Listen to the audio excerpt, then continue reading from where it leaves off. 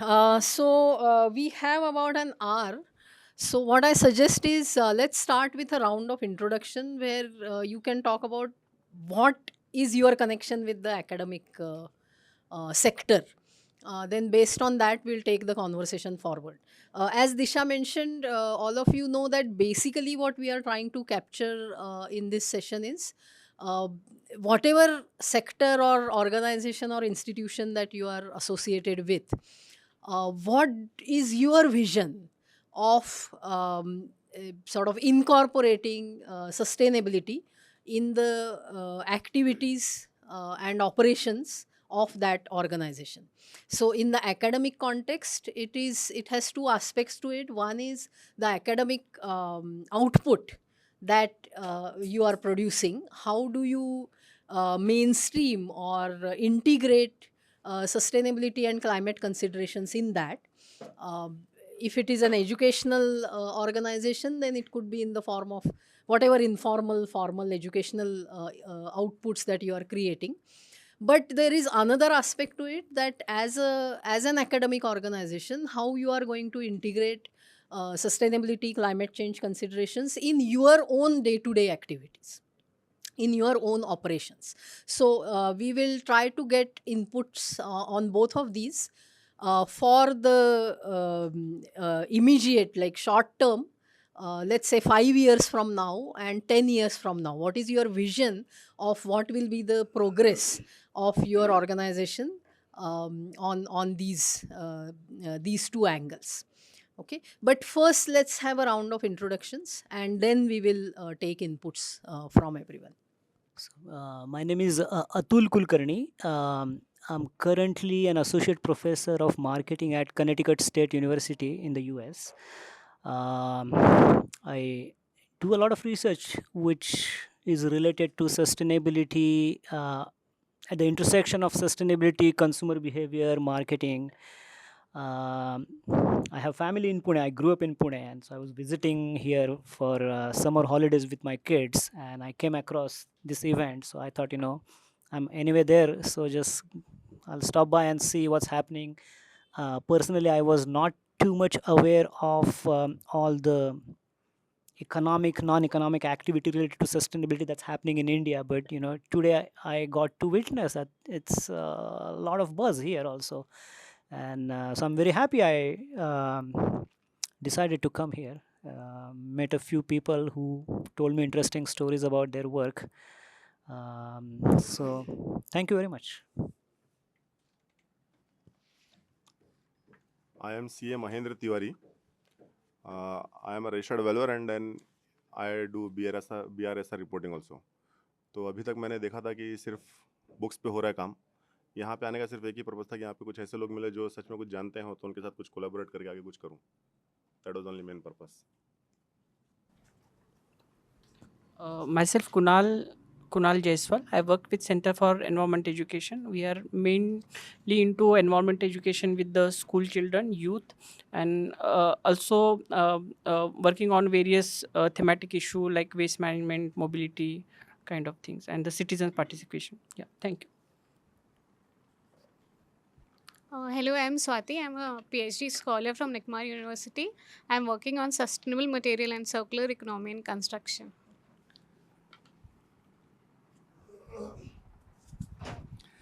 Hi, I'm Shantanu Roy. I work in the space of ESG and sustainability. Basically, I've been working in this field quite long. Academic has been a kind of an interest for me because that's where I've been associated with institutions as well. And as well as there have been some work on greening of campuses and all in which also I've been involved. So that's where I really do not fit exactly into academics, but then I thought I should sit here. Thanks. Hello everyone, I'm Ruksar. I'm a research scholar in Nikmar University and I have joined here to know more about carbon emission and carbon accounting.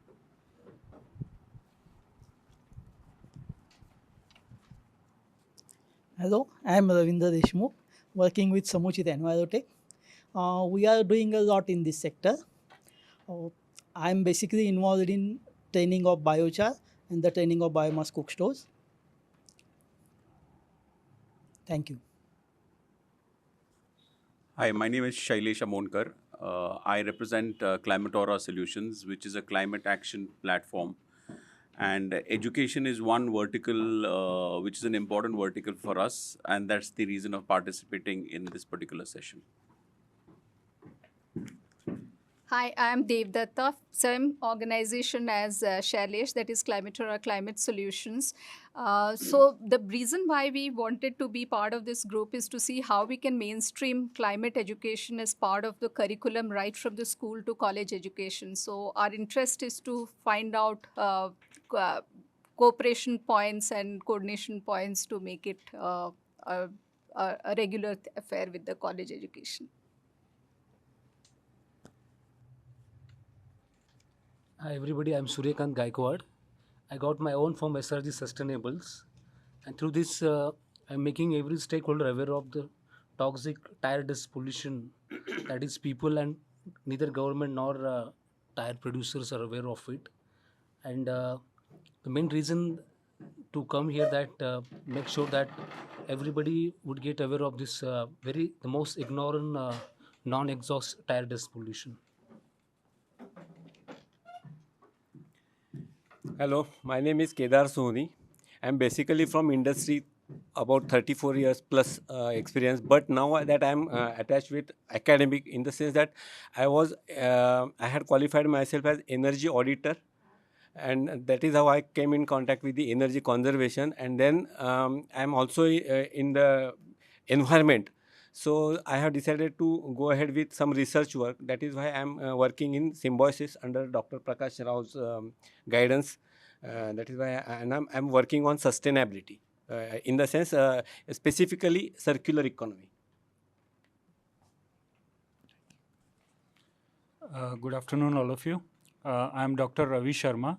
I am Assistant Professor for Energy and Environment at Symbiosis Institute of International Business, where I am faculty for MBA Energy and Environment program. From since 2001, I am into the field of environment from my education with Indian Institute of Forest Management and my PhD from Forest Research Institute in Forest Ecology and Environment.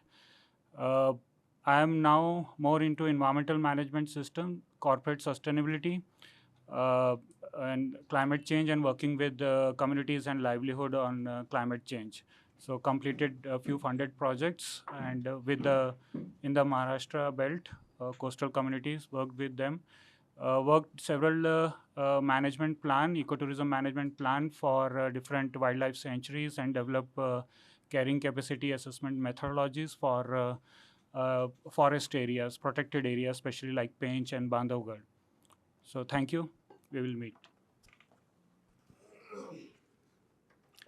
Hello everyone, I'm Dr. Amruta Zogalekar. I did my BSc Industrial Microbiology, MSc Biodiversity from Garware College, University of Pune, and PhD Environmental Science. I'm Director of EcoSattva Solutions. I represent EcoSattva Solution over there. So I am in this forest ecology field since 2004.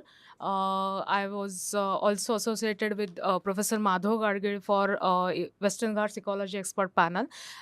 Then I work with tribal organizations and many different NGOs, education institutes. I develop different database resources for villagers, not for academicians and all that. So I work with ground staff and ground workers who actually deal with natural resources, and they are the ones who are actually facing problems of climate change. And why I'm here? So because my company mainly deals with auditing, ecological auditing, and we are here not just to like have native species plantation, but we are helping companies to have a good composition rather than just having a plantation of native trees and having some water bodies. We want to intervene all 5 in our solutions, that is Jala, Jangal, Zameen, Jana, Janavar, and 6th one, that is 6th pillar, which is very important, that is Sukshma Jiva Jantu, that is microorganism. And I want to learn more about carbon, so I'm here. And I want to understand how these plants are helping in carbon sequestration. I know something, but I want to understand more. Yeah. Namaste, my name is Anagha. Currently, I'm working with the organization called Sustainability Initiatives. We have regular heads like advocacy, community outreach, capacity building, and under these heads, we keep doing many activities. I have recently joined this organization, and I have just finished doing the compilation of information on bamboo. Bamboo is like, after doing so much work, I understood that it's really a kalpa vriksha for us, because it has lot of regenerative capacity, and also like replacing I mean, it can replace steel and mud also.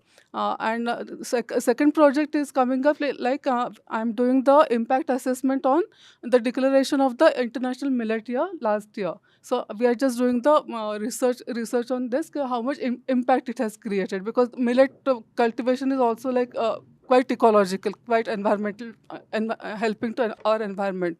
So this way we keep doing many activities. And actually I joined such programs because I keep getting the ideas, I mean, what to really do the activities in my organization. And at organization level, I have just suggested them to use the bioenzyme for the floor cleaning, then also like using handmade paper for making diaries and all. I mean, at our level also, we do lot of environment friendly activities. And at personal level, to my life is full of eco-friendly. Thank you. Yeah, hi, I'm Purnima Agarkar, and I'm also working with Samuchit Envirotech. And we largely work on creating awareness among citizens on urban sustainability and climate change. Yeah, I'm also working for INEC. So it's like, okay. Yeah, I'm also the secretary of INEC. It's the Indian Network on Ethics and Climate Change, where we do talk about climate literacy among like the citizens. So we do carbon neutral campuses. We do promote carbon neutral campus activities. Yeah. Okay, so I think you all already know who I am. But perhaps not very clear what I am doing in this breakout session. Apart from running Samuchit Envirotech, which in itself is a knowledge consultancy, and I'm also the convener of Indian Network on Ethics and Climate Change. I'm also visiting faculty at Symbiosis School for Liberal Arts, where I teach courses on sustainability, climate change, and I designed an online course on carbon accounting, which is hosted by Climatora and is being offered to people. So, as I said in this session, just to remind everyone, you can talk about formal education system, informal education system, which is more about awareness raising and community outreach and all those. And I'm glad that we have people from both parts in the room. So hopefully we can have some fruitful suggestions coming in both these areas. How formal and informal education can integrate the concepts around sustainability and climate change, and also practices, which will then hopefully reflect in the way that education is actually put to use. And the other part of it is how in your own organizations you see how you can integrate the thought processes and principles of sustainability and climate readiness. I wouldn't say carbon neutrality, but climate readiness, because we also have to adapt. In the short term, which is over the, let's say, next 6 months to 1 year, what is it that you envisage can be done? Let's say in a period of 5 years and over a period of 10 years. That's basically the question for all of you. Just to sort of get the ball rolling, I had already requested to Deb to start this discussion, so I'm going to hand over the mic to her. Okay. When we talk about academics and when we talk about education, unfortunately, till about the recent past, and maybe it's still a work in progress kind of a thing in India, uh, education was never linked to employability, Like, and that's the reason you see so many of reports coming in terms of employment percentage in India. It becomes a poll issue also. But what are we really doing to get people employed? Like whether you go to a Forbes report or a World Economic Forum report, they say that 70% of the graduates in India are unemployed. And why does that happen? That is where the climate aura thing got triggered off, because the jobs that are the jobs of the future are something that the students are not getting trained for, either as part of the school education or the higher education part of it, right? While we talk so much about climate studies, we talk about environmental studies. Yes, a basic degree of environmental education is given in the schools, but what are they actually leading us to getting employed? Are they actually job friendly? Definitely not. So if someone were to actually go down and look into what are the top jobs that say a World Economic Forum or even a Deloitte has presented in its report in 2024 report, sustainability managers comes across as the number 2 in the fastest growing job sector across the world. And look into our college education. There's hardly any education around sustainability. There's, yes, there is an environmental sciences division, but are there skills? It's very important to actually make a distinction between degrees and skills, right? Degrees doesn't mean skills. And that's why we came about, and it has been a very arduous journey, if I would say so, with, of course, support from Priyadarshini and her team, that we boil down onto 3 basic courses that can go into mainstreaming of higher education. And it took us time because, like in India, if you have to really get into the colleges and you want the students to adopt that particular degree, first they would ask that, how does it help me? Does it even help me get my credits? Because everything is linked to credit nowadays. The second thing they say is that, does it give me an internship opportunity? The third thing that they say is that, does it lead to me getting better employment facility? I think when we looked into all of those things, we said ki until and unless we get it actually certified or ratified by a national body that can really get the students the right things that would make them shift or make them look at these kind of modules in a favorable manner, nothing is going to change. While we had it in our mind, right, 6 months back, 7 months back, that yes, we need to launch it, we didn't do it until and unless we actually went ahead and got a NCVT approved SCCG certified course. So today, there are many courses. There are online courses. You can go ahead and do it. But then today, if on the Climate Aura platform, you do a course, the students actually get a NCVT approved SCCG certificate. SCCG stands for Skill Council for Green Jobs. That's the kind of course that we have built in. Now, if I were to look into it as to, like it's a deja vu for me, at least personally, and Shailesh, and if anybody else who has been in the media field, is there anybody from the media field?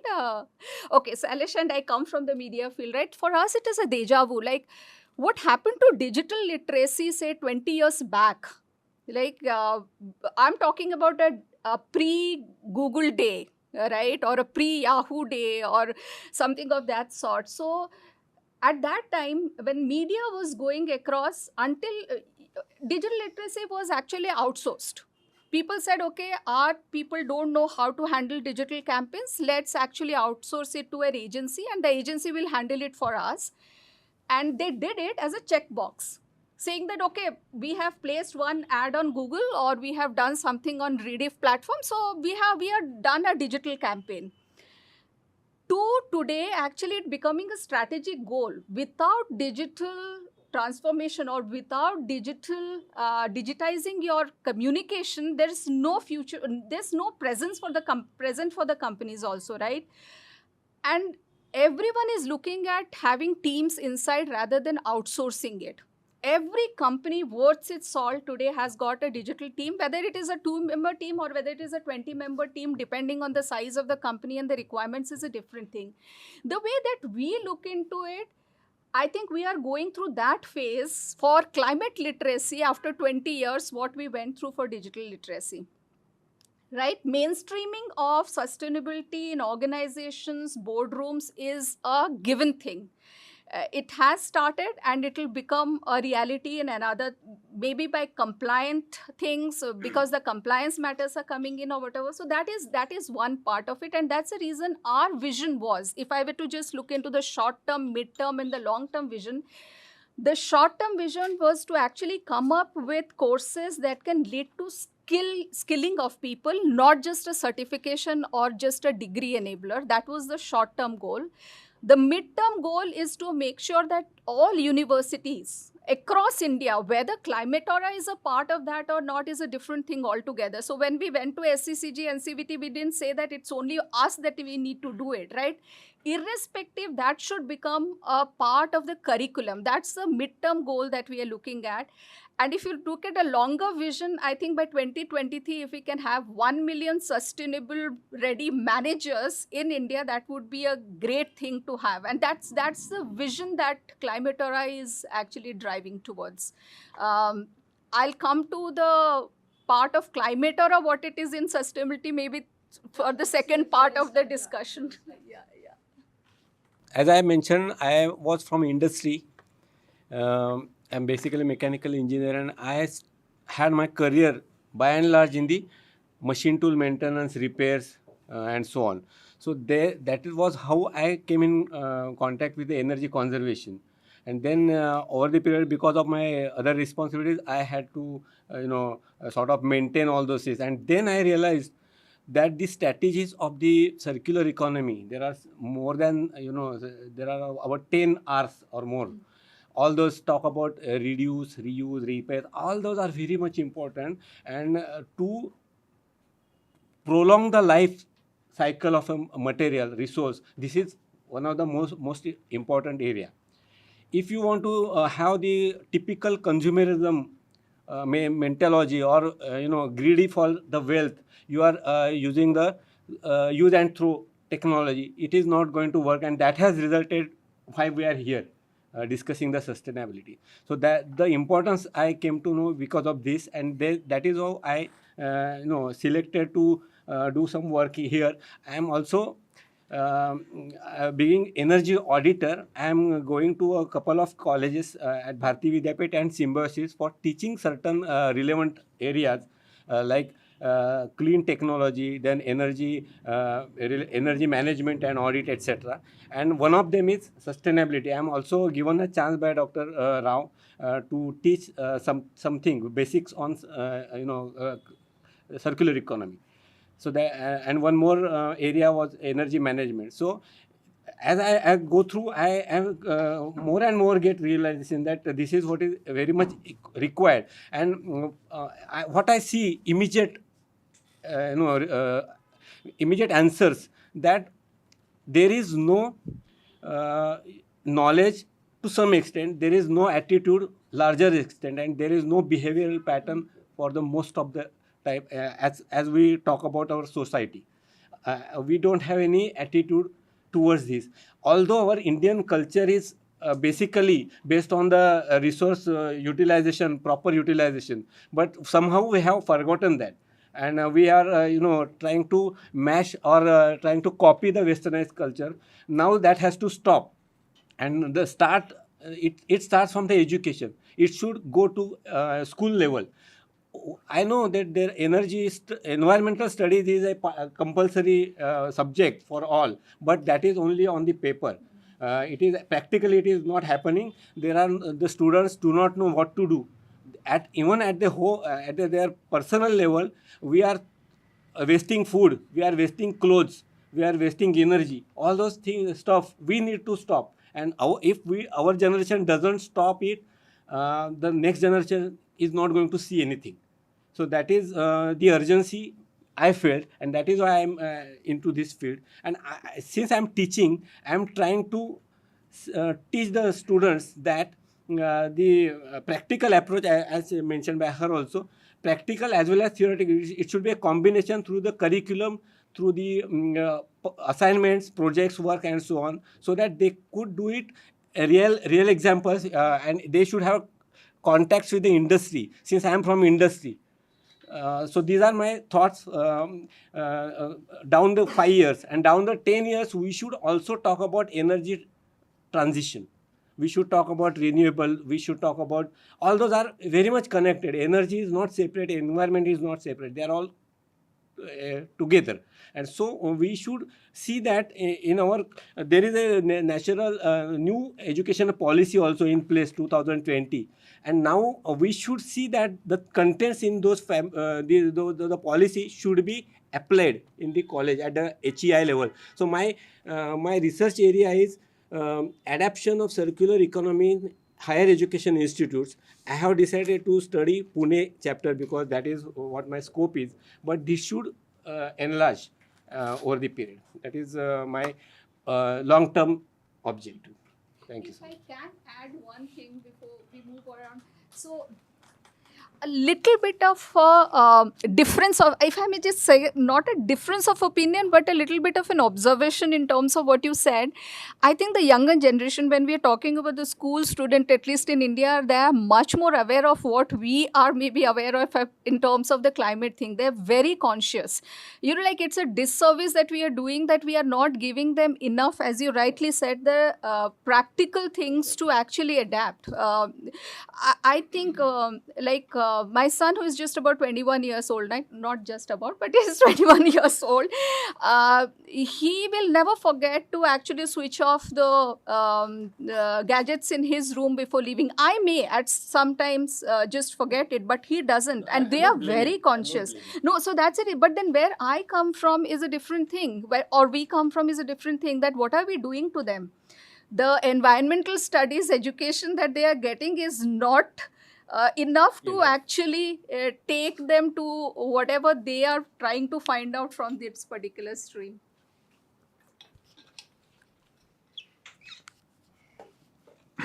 So before I start, I want to put few questions.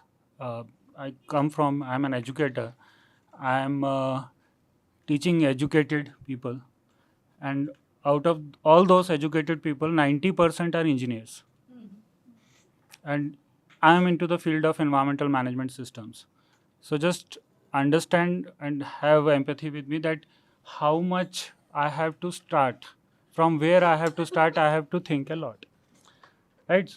Second question that I want, first question that I want to put here is, how many universities or institution have really identified whether really they want the environmental education, including those who already have courses on environmental sciences? I'm sharing my experience from my struggle in the field of environmental sciences. I started my career as a field ecologist with the EIA, right?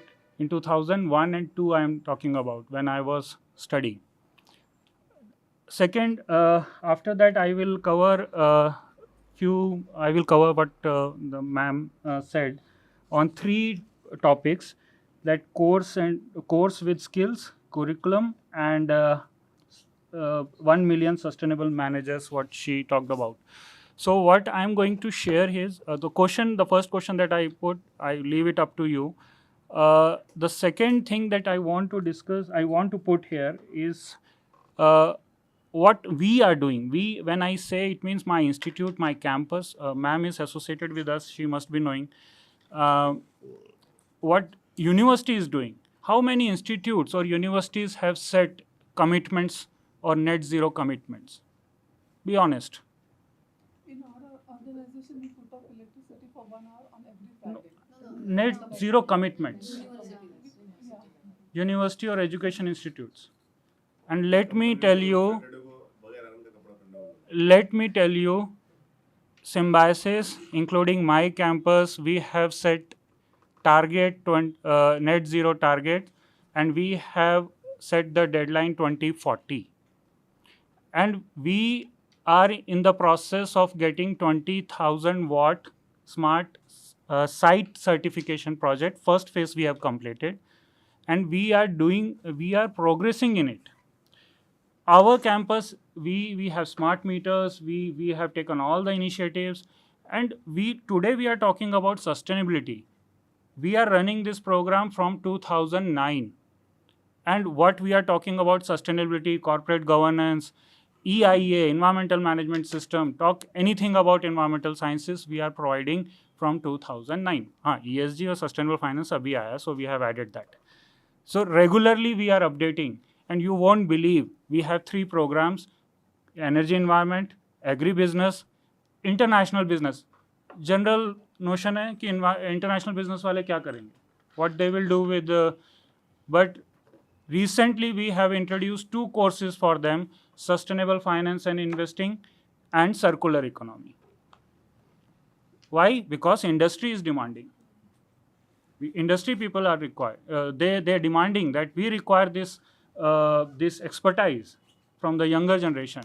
So what we are doing. So coming back to the short-term vision that ma'am has, then I will come to what we have achieved so far and how we are going to achieve in next phase till 2030 or 2040, whatever commitments we have.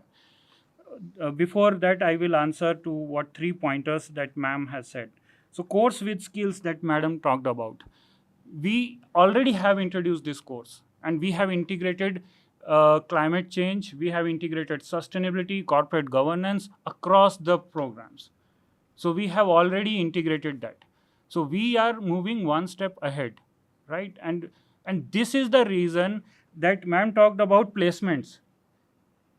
I'm proud to say that we are placing 100%, our placements are 100% for energy environment. I will not go into the other things, packages and all that. I don't want to go into that. But we are into that. And this we are doing since I am associated. I can only comment on that. Since 2014, I am associated with SIB. We are doing that. And Shantanu sir is associated with us. He can verify that what we are doing. You are also associated. So we are already into that. So what is important, institute should find out the thrust areas, how to integrate climate change, sustainability with the courses, and how to make their students employable. That is first thing that institutes needs to identify. Second is curriculum. I think I have covered. I have given an overview of. I will not waste time. So 1 million sustainable managers, ma'am. We are already doing that, and hopefully just associate with us. We both will partner, and we will. So We've been trying to associate for the last 6 months. So okay, coming back to, and then I will arrest. What we have achieved so far, I have some statistics with me which are measurable and which is also available on public domain.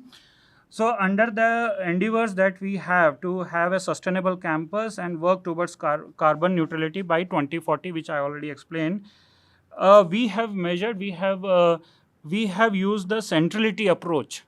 I think I don't have to explain this, what is centrality approach.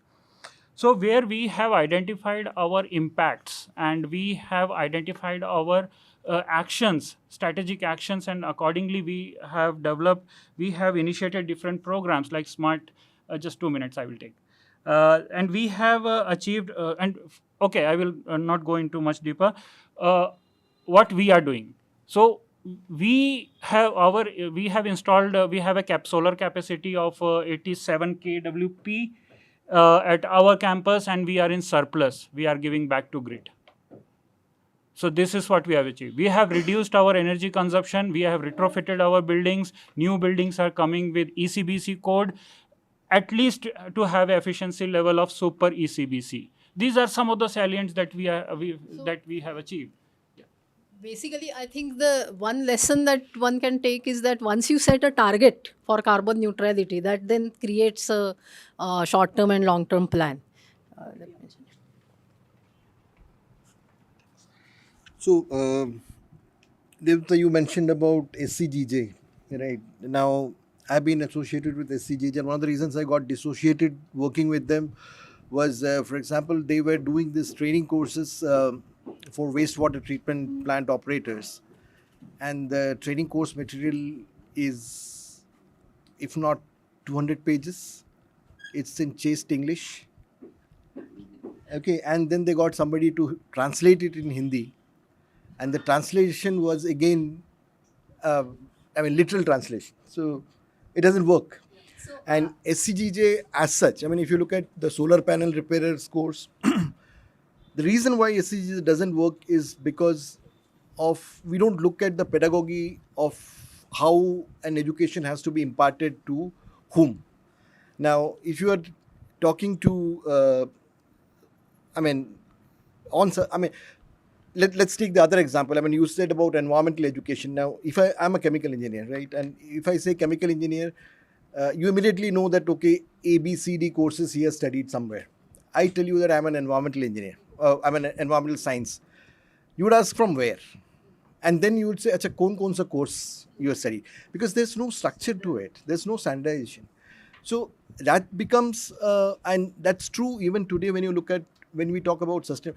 And this is what has happened because the field is so wide. Anything and everything can fit into sustainability. We had a, I mean, I'm not disparaging or saying anything wrong against it, but today I heard like, Enpro, for example, encouraging EV. Now, if you ask me, I'm an anti-EV person, right?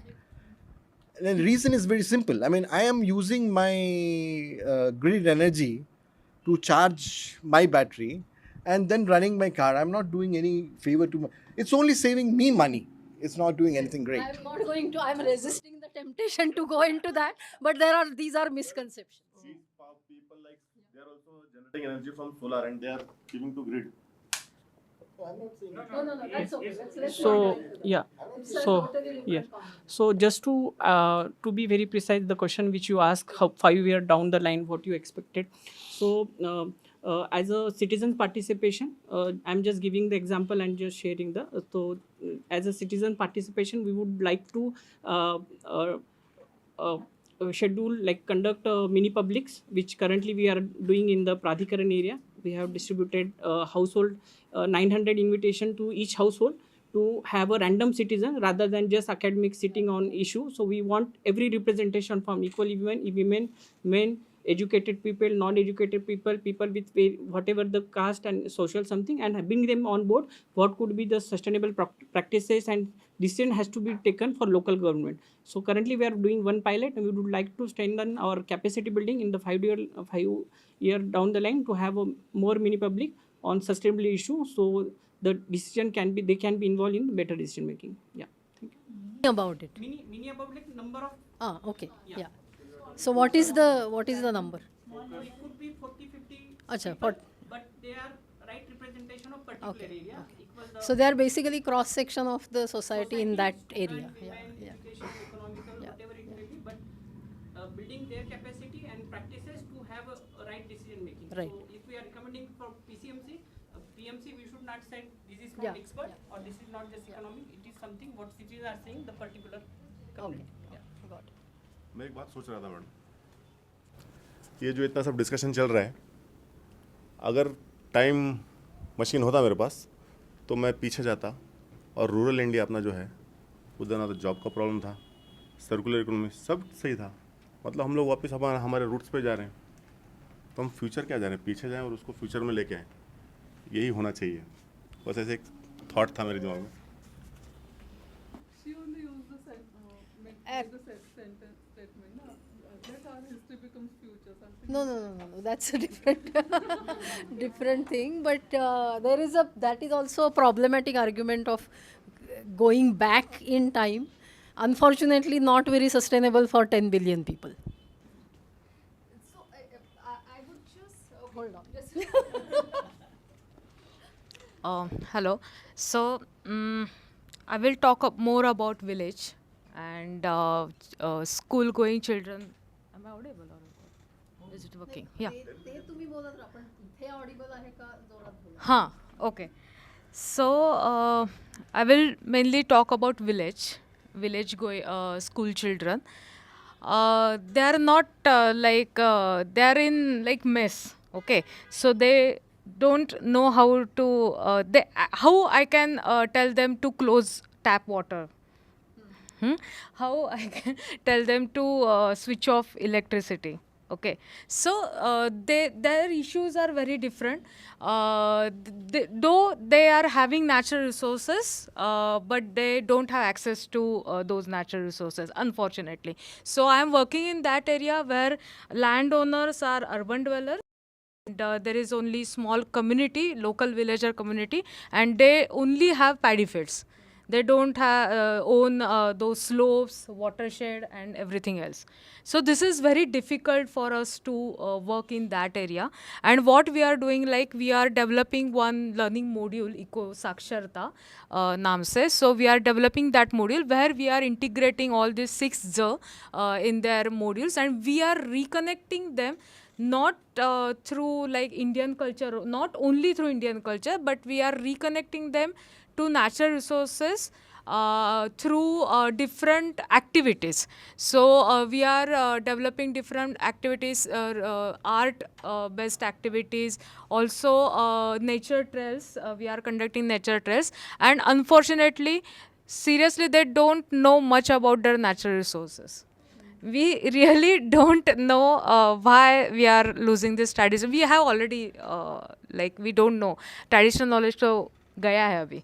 हम बोलते हैं we have lot of traditional knowledge, but it is in very small pockets. So we are working in that. We are developing Eco Saksharta for rural children, and we have developed digital living library for urban children. In next 5 years, we want to develop some apps for rural children, because they have 4G network and they are using it for some nonsense things, but we want them to use it to document their biodiversity. So this is what we are planning for. Yeah, thank you. तर समुचित हां चालेल ठीक आहे. समुचितमधून आम्ही आत्तापर्यंत जे काही trainings दिले बायोमास कुकस्टो आणि बायोचारिंग याच्यासाठीचे ते सगळे मेजॉरिटीने दिले की SHG महिला बचत गट आणि काही यूथ्स असतील किंवा काही शेतकरी लोकांना. पण जस्ट मागच्या 6 महिन्यापूर्वी आम्ही एक ज्ञानदा स्कूल हिंगणघाट यांच्याशी कनेक्ट झालो होतो. त्यांचं हॉस्टेल आहे साधारणपणे 550 ते 600 मुलं आणि मुली तिथे राहत आहेत. तर त्यांचा किचनचा एक्सपेन्सेस त्यांना सगळ्या डोनेशन्सवरती होत असल्यामुळे तो परवडत नव्हता.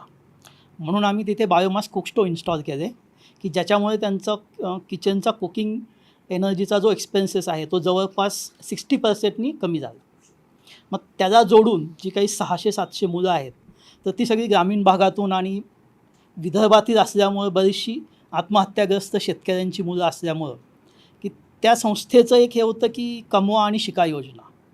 मग त्या योजनेमधून आम्ही तिथल्या काही मुलांना जे 8वी ते 12वीपर्यंतचे आहेत यांना बायोचार कसा बनवायचा कॅम्पसमधल्या पालापाचोळ्यापासून याचं एक ट्रेनिंग दिलं साधारण फेब्रुवारी-मार्चमध्ये.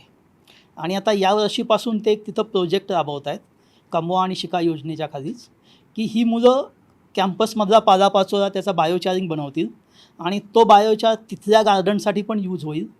आणि त्याच्याशिवाय तिथे ते किचन गार्डन डेव्हलप करत आहेत की ज्या किचन गार्डनमधून 550-600 मुलांसाठी त्यांना भाजीपाला उपलब्ध होईल तिथे. आणि त्याचसोबत आता एक सेकंड प्रोजेक्ट आम्ही तिथे चालू करतो आहे की जो बायोगॅससाठी आहे की एक मोठं युनिट बायोगॅसचं साधारण 10 ते 15 क्युबिक मीटरचं की टोटली हे पूर्णपणे ऑपरेशन्स हे मुलांकडून आम्ही करून घेणार. म्हणजे तीच काही मुलं ते ऑपरेशन्स करतील, त्याच्यातून जे काही एनर्जी जनरेट होईल बायोगॅस ते हॉस्टेलला ती मुलं विकतील आणि त्यातून जी सरी म्हणजे जे काही खत निर्माण होईल ते शेजारचे 2-3 शेतकरी त्यांना ऑलरेडी तयार आहेत की जे ते विकत घ्यायला तयार आहेत. आणि हे सगळं आम्ही कमवा आणि शिका योजनेच्या सोबत जोडल्यामुळे आणि जे काही प्रॅक्टिकल एज्युकेशनचा जो काही विषय आत्ता चालला होता की त्याच्यामध्ये आम्ही हे 8वीपासूनची पुढची सगळी मुलं ही पहिली शाळा आहे आत्ता आम्ही चालू करतो आहे ही. तर अशी बऱ्याच ठिकाणी आणखीन जिथे जिथे अपॉर्च्युनिटी मिळतील तिथे तिथे करायचा आमचा विचार आहे. Come through donations, and we are in fact looking for donations for the biogas plant right now. Training etc. also, like we have some funding for doing that. Cost is what we need donations for. There is already a charity which has sponsored us for doing the training and all, and then the kids will earn from that, and these will be green enterprises. which they can go ahead and operate later on. That's the overall idea. Individual donors so far. In fact, this school is being run by their ex-students now. In Mulshi, under the social initiative of SIU, what I can recall that Tata Steel, they have invested in there are many that- CSR projects. in biogas But plant. शाळेची जी history आहे ती अशी आहे की ही शाळेचे जे काही आत्ताचे owner आहेत पदाधिकारी ते सहकारी होते. तर त्यांनी बाबा आमटेंच्या कॉलेजला सर्व्हिस करत असताना त्यांच्यासोबत एक स्वतःची ज्ञानदास स्कूल आणि विद्यार्थी सहाय्यक समिती म्हणून तिथे हिंगणघाट आणि वरोऱ्यामध्ये स्थापन केली.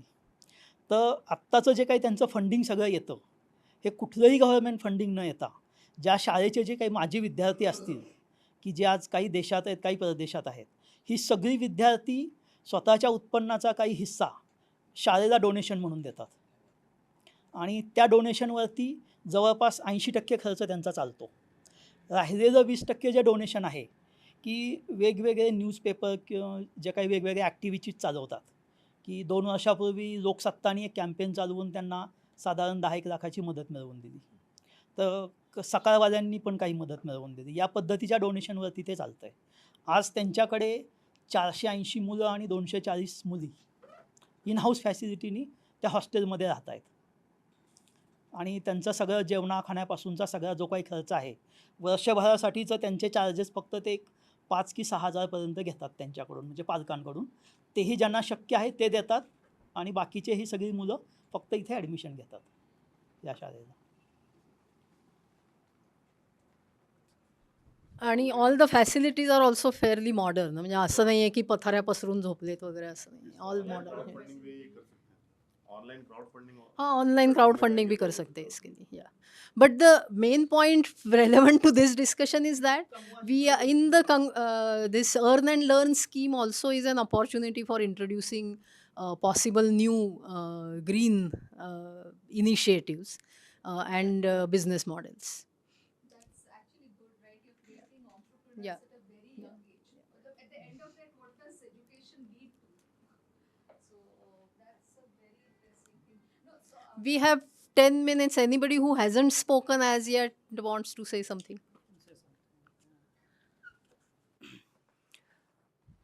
So I guess very short term, mid term, and long term. That's what you say. So as an academic, this is what I'm taught to think. Let's say because maybe the training that I got is usually you're supposed to do like 3 standard things. One is research, which is creation of new knowledge; teaching, which is dissemination of knowledge; and then the institutional platform that you use to create knowledge and disseminate knowledge, which is like an affiliation with a university or an institute, and the extent to which you can make that institute commit itself to these environmental friendliness initiatives and that stuff. So I can share what I am doing, or some of my colleagues is so if you take into research, so personally, me with my globally distributed research colleagues, we work on several original research projects where we're trying to generate new knowledge. For example, I'll just we have like bunch of like dozens of different projects which are ongoing right now. I'll share one which is happening in India right now. So it's a project led by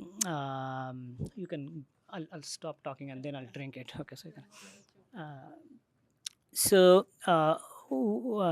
can we have tie-ups with eminent researchers from London Business School, Columbia Business School, also a few other European schools, and like a bunch of people together. We're working with a non-governmental organization which actually has operations, Indian NGO, which has operations all over India, predominantly in the northern states. So we have a project which is going on right now in Uttarakhand, where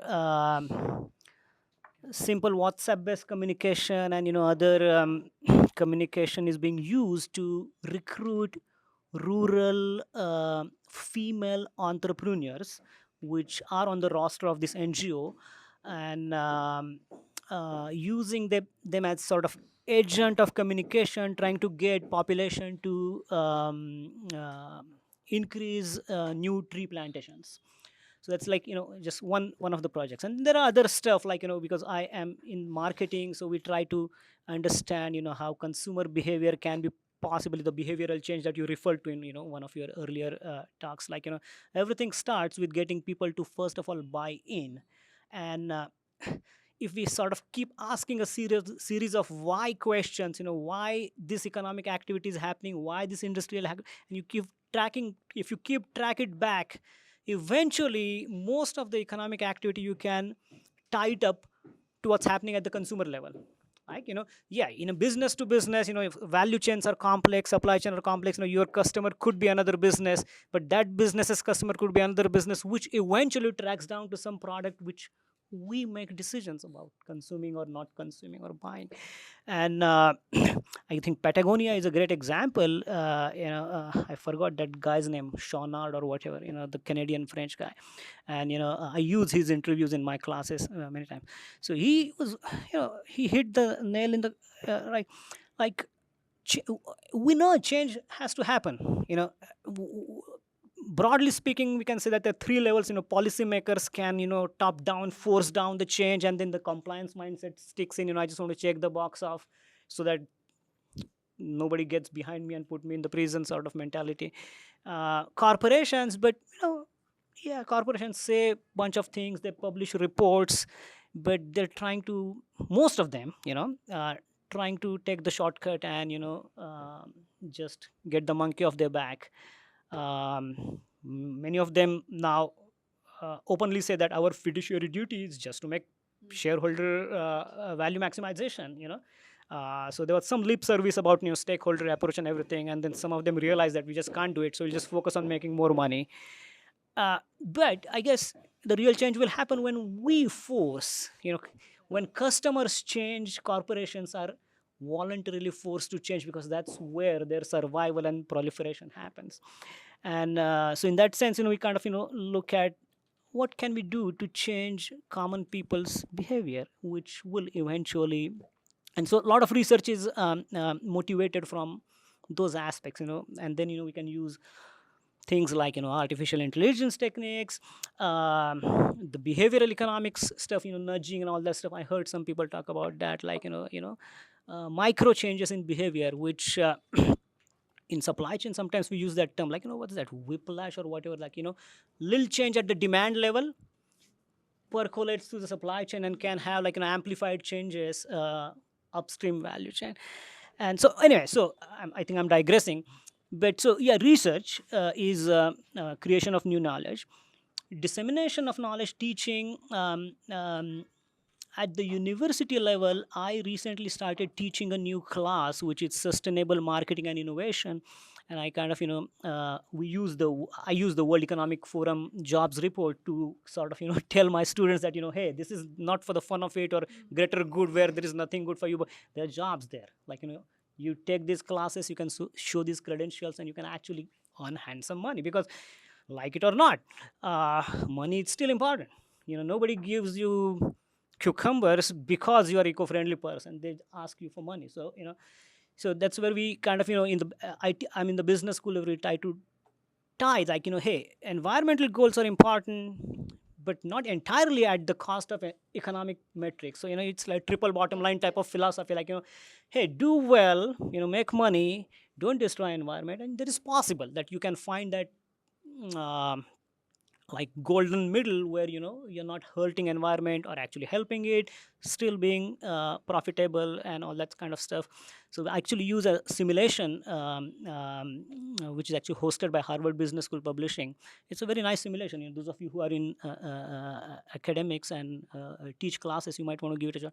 It's like over the course of 7 years, students have to assume the role of a hospitality manager and make periodic strategic investments in different initiatives, and the simulation tracks their performance in terms of revenues, profits, customer acquisition, retention, as well as how much carbon footprint you are reducing over time. So they are given a target of like, bring it down by 50% over a course of 7 years sort of stuff. So it's a simulation, it's not real world, but still, the feedback which I get from my students is that, that's the best thing that they did in their MBA, because, kind of they are accountable for their decisions.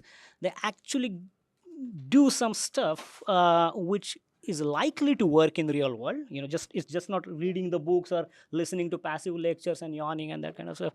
And so that's one thing, teaching, which, and I believe there is a scope. Looks like, lots of stuff is happening in India also. Education, and these are the folks who are future managerial decision makers. So if we could sort of imbibe in them that if you could, yes, Environmental sustainability. right, these are the folks who are going to be managers next 5 years, 10 years down the line, and going to make decisions which will have implications for environment. And if they go out of the school being convinced that this is serious stuff, and this does not mean letting go of economic metrics, you can still make money and still do good environmentally, then I think that's something which we will do a great service to the humanity that we are part of, and then the third thing, institutional, I guess, that's slightly out of, I guess, our hands, administration. Now, I belong to an institution which has pledged itself to social justice, sustainability, etc. causes. So, they kind of, feel committed. They get money from the state of Connecticut, which itself is sold out on, these things. So, they have to show credentials. So now we have an office of sustainability on campus, and I actually do a lot of work with those people associated with that office, where we run field studies and try to get people to throw less things. Somebody said use and throw culture, right? It's rampant in Western world, like use and throw. So we're trying to get people to throw less things and perfectly usable things, so create some institutional environment where you can actually do run a kind of a swap shop type of thing, exchange hands, which also saves money for the institutions, because you don't need to go out to the retail to buy things when people. Okay, I'll stop. But so yeah, these are three things which kind of research, teaching, and whatever you can do. And one last thing, one thing I found from my personal experiences teaching at the university level, MBAs and undergraduates, is those are the brains which are slightly difficult to change. They're half formed, it's tough, you have to take a lot of effort to get them to unlearn and learn. But I have gone to my son's school, elementary school, 5th and 5th Sawi and that kind of thing, and those kids absorb this thing. They feel convinced, they take it very seriously. They know that they're going to be at the prime of their life when things will be very bad if it continues this way. And so if somehow we can take the message to those 10 and 15-year-olds, I guess there is a lot more bang for the buck, as they say, Yeah, the only problem is that we are facing a crisis tomorrow. I mean, by the time these kids grow up and change, yeah, I know. But yeah, I know. So those who are currently in charge and are going to be in charge in the next 1 or 2 years, we need to keep hammering at them also. Any final words, and something is burning in your heart that you have to share? That is all we have time for. Framework standards. As Sony sir rightly said, we are using some standards which are from different region.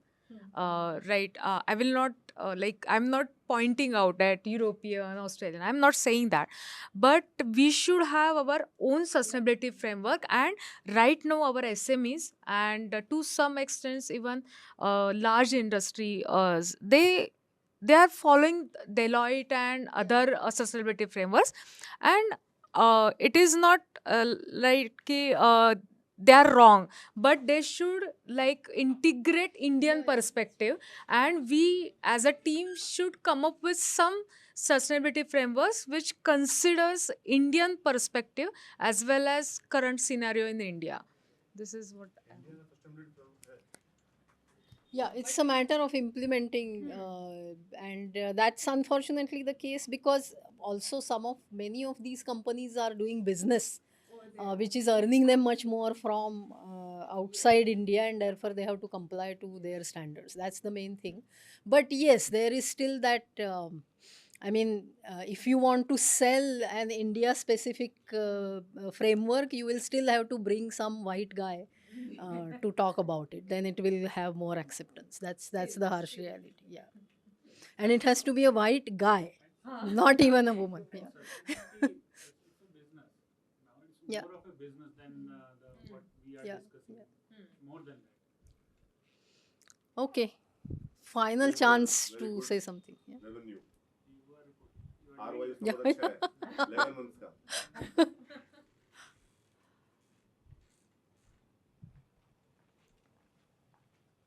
See, having listened to all this discussion, talking sustainability and practicing sustainability, and there is a wide gap. If we continue to use our four-wheelers and reject public transport, I think it is complete injustice. So coming to my personal experience, for last 4 years, I haven't bought my tooth powder, haven't bought my shaving powder and soap powder. I made it at home. For example, just a simple tooth powder I make it from natural haldi. I just take a countryside haldi, not chemically packed haldi, that available nearby grocery store. Put a ghana oil, that coconut oil, you can get it from a oil mill, not that parachute. Just take 3 drops of oil and that haldi powder, countryside haldi powder, mix it and just rub it on your teeth and gums, especially on gums. And believe me, for last 4 years, I haven't visited dentist even for once. I had this tooth pad, but before that, but after for last 4 years, I haven't visited or experienced tooth pain even for once. This all close-up Colgate that we got it. Somebody made it at plant in Uttarakhand. All the way through supply chain, it reaches to our nearby supermarket. Same. How do you integrate this in education? Yeah, education. This is what we need to tell to our kids first of all at home, and then to school, because through this bombardment of marketing through media and social TV and social media, the children know that only Colgate is the best product. But unless we use it at our personal level, children are not going to understand it. And the second, I thought it's yes too. So for industry and startup, this is the hall. But anyway, I like to use this opportunity for the kind of sustainability work I'm doing. I got my own proprietorship firm called SRG Sustainables, and through that, the one of the most ignored non-exhaust pollution, like tire dust pollution, Yeah. that is totally ignored in India and the world. And now we can see a lot of EVs, electric vehicles, running on the road. Tire dust. Yeah. See, customer, the first preference is SUVs. SUVs are already heavier, 1.5 to 2 tons, and the weight of battery almost half 500 kgs. So it's become heavier, and due to that electric motor and this battery, the torque is very huge. And as soon as we start that EV, there is a lot of friction on the road, between that tar road and the tire, and that it generates such a tiny and minute particles, less than 2.5 microns, got the potential to go inside our lungs and blood cells.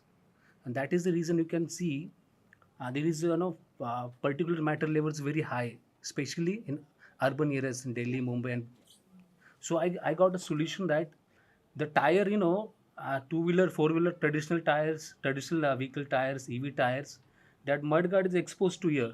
It's not, fully cover. At least the maximum area of the tire should be covered, and inside that sticky material can be put it, so at least the tire can stuck to it and it not spread up. But government, I'm touch with the government, and hopefully that the newly appointed ministry, especially heavy ministry, I'm going to write later to them and make them aware that to look into this matter, because nobody knows what exactly goes inside tire. Yeah. No, important issue, but let's stick to Yeah. what is the topic of our discussion here.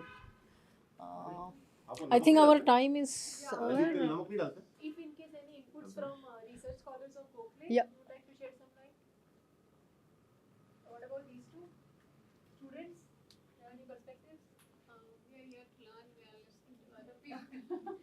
वो हल्दी हल्दी के लिए बोलते हैं ना, हल्दी super food है. Hmm. हल्दी खाने से आदमी बीमार भी नहीं पड़ता है. अगर रोज In small quantities. हाँ. Otherwise, you will destroy your liver. Yeah. So, thank you very much for all your inputs. We'll try to make some sense and try to extract some generic conclusions from all the inputs. And hopefully, that will show a direction to the organizing team. I'm also part of that, to take this process forward to curb the carbon across Pune in various sectors. Thank you. Thank you.